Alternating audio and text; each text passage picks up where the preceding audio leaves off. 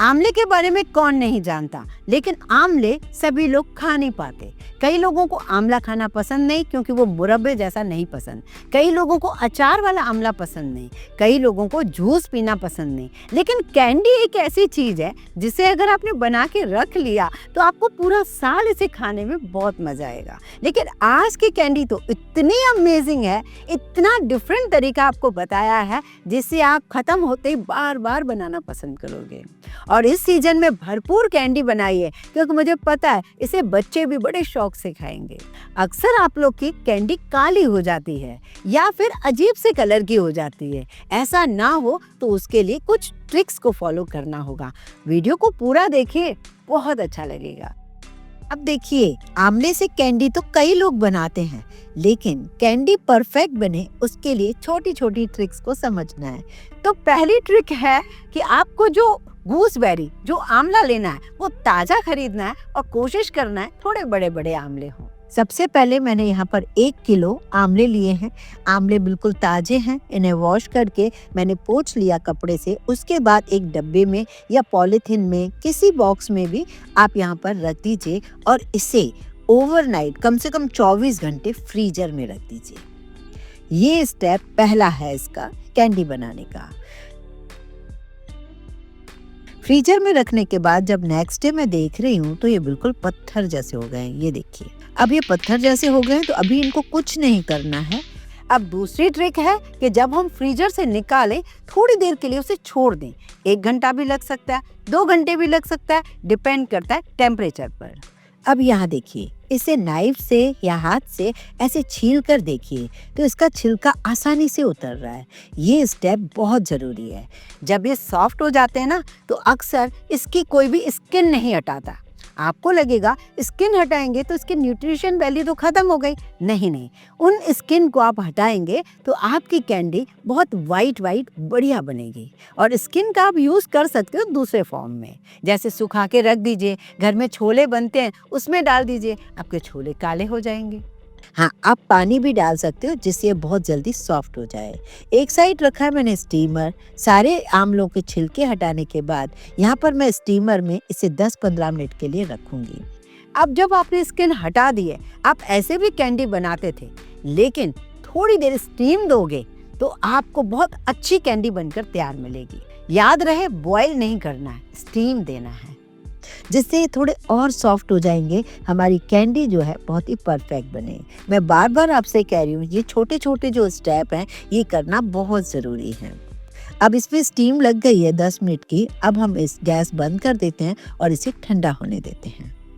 जब ये ठंडे हो रहे हैं तब मैं इसे इस तरीके से निकाल रही हूँ तो सब पीसेस अलग अलग हो रहे हैं। बिल्कुल हाथ से भी हो जाएंगे, नाइफ से तो मैं इसलिए कर रही हूँ जिससे पूरी मतलब वो कली निकले, ऐसा ना हो कि टूट जाए। इसके बीज हटा दीजिए और बाकी जो है सारा आमले की सारी स्लाइस, ये ज़्यादा टूटी नहीं है, बढ़िया है। इन्हें हम एक कपड़े पर या किसी पर भी डाल देंगे जिससे ये 1-8 घंटा सूख जाए। ये स्टेप भी बहुत ज़्यादा ज़रूरी है। अब आप इसे सूखने दीजिए। जो एक्स्ट्रा स्टीम दी ना हमने, ये पानी भर गया। अब इसे और सूखने दो। अब बारी आती है या तो कांच का बर्तन लो या प्लास्टिक का बर्तन लो। मैंने प्लास्टिक का लिया है, ढका हुआ बर्तन लिया है। यहाँ पर मैं 2 कप चीनी ले रही हूँ। जैसे 1 किलो आमले में 2 कप चीनी लेंगे, जैसे कि 400 से 500 ग्राम, बस। वैसे 400 ग्राम ही लीजिए क्योंकि ज़्यादा चीनी लेने से फिर वो वेस्ट जाता है, कोई फ़ायदा नहीं है। अभी मेरे पास कैमरामैन जा रहे हैं तो जब तक ये सूखेंगे नहीं तब तक मैं चीनी में डालूंगी नहीं। अब मैं कोई बात नहीं, पीछे से इसे चीनी में डाल के और इसे छोड़ दूंगी ओवरनाइट के लिए। मैं कल दिखाऊंगी आपको कि ये आमले नेक्स्ट डे कैसे लग रहे हैं। जब हम चीनी डाल रहे हैं ना तो उससे आपको बहुत ज़ोर से चलाना नहीं है। हम गलती वहाँ कर देते हैं। एक तो स्टील का बर्तन लेते हैं, बार बार चलाते हैं, और दूसरा क्या हो जाता है, ऐसे में वो टूट जाता है और काले पड़ने लगते हैं। तो आपको स्टील को छूना ही नहीं है, ना तो स्टील का चम्मच डालना है, ना ही स्टील का कोई भगोना लेना है। आप प्लास्टिक ले सकते हो, चीनी मिट्टी ले सकते हो, या फिर कांच का बर्तन ले सकते हो। बस इस तरीके से एक कपड़े से ढका है। ढक क्यों रही हूँ, और कोई बात नहीं है। जैसे कई लोग कहते हैं कि किसी की भी नज़र पड़ जाती है तो आमले खराब हो जाते हैं, तो अब ये बड़ों का कहना है, ये सच है या नहीं मुझे नहीं पता, आप भी देखिए। तो मैं तो इसे क्या कर रही हूँ, ज़्यादा से ज़्यादा स्पैचुला से इस तरीके से मिक्स कर रही हूँ और रोज़ ही मिक्स कर रही हूँ। मतलब 3 से 4 दिन आप इसे इस तरीके से मिक्स करते रहिए और ये अच्छे से चीनी के अंदर मिक्स हो जाने दीजिए। जब ये अच्छे से मिक्स हो गए 3-4 दिन में, तब आप क्या करेंगे, इस तरीके से बटर पेपर या कोई भी सफ़ेद कपड़ा ले सकते हैं या कोई भी कॉटन का कपड़ा ले सकते हैं, उस पर एक-एक कली करके रखते जाइए। क्योंकि ये रसीली हो चुकी हैं बिल्कुल, इससे ज़्यादा रस नहीं भरेगा क्योंकि ये पेठे की तरह बढ़िया रसीली हो गई हैं। अब इन्हें रख के आप क्या कीजिए, आपके पास धूप है तो धूप में रखिए। वैसे तो धूप ज़्यादा बेस्ट है, अगर धूप नहीं भी हो तो छाया में सुखा सकते हो, फैन के नीचे सुखा सकते हो। वैसे मैंने इसे धूप में रखा है। अब या दूसरे दिन मैं आपको दिखाऊंगी कि धूप में 1 दिन के बाद इसकी क्या कंडीशन है। ये जो सिरप बचा है, इस सिरप का क्या करना है, इसे छान कर एक बॉटल में भर दीजिए। ये आंवले का शरबत की तरह आपका यूज़ होगा। तो ये 400 ग्राम करीब चीनी डाली और मेरे पास ये करीब 100-125 ग्राम चीनी बची है। बाकी का पूरा जो चीनी है वो एब्जॉर्ब कर लिया आंवलों ने। अब बारी आती है ये सूखने के बाद इसकी क्या कंडीशन होती है, वो मैं दिखाती हूँ। क्योंकि मुझे लग रहा है अभी इनमें चिपचिपापन है।